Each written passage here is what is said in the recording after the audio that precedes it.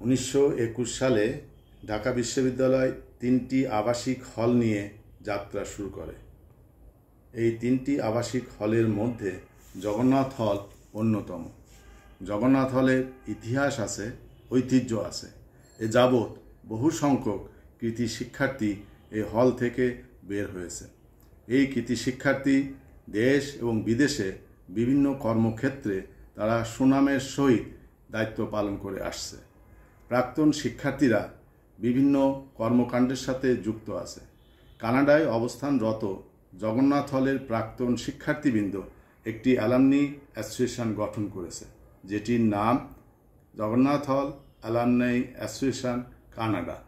এই সংগঠনটি জগন্নাথ হলের বর্তমান প্রশাসনের সাথে বিভিন্ন রকম কর্মকাণ্ডে যুক্ত আছে।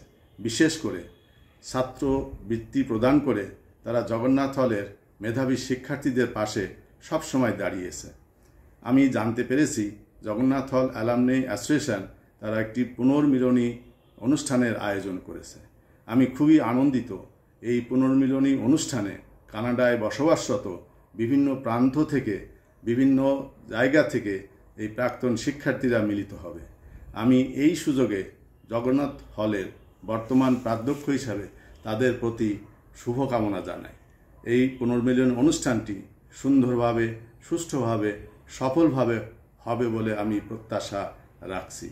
আমি আজকে আমার এই ভিডিও মেসেজটির মাধ্যমে প্রতিটি শিক্ষার্থী যারা জগন্নাথ হলে থেকেই বেরিয়ে গেছে তাদের প্রতি শুভকামনা রাখছি। সকলে মিলে আমরা যে যেখানে আছি যেন ভালো থাকি, সুস্থ থাকি এবং একে অপরের বিপদে পাশে দাঁড়াই।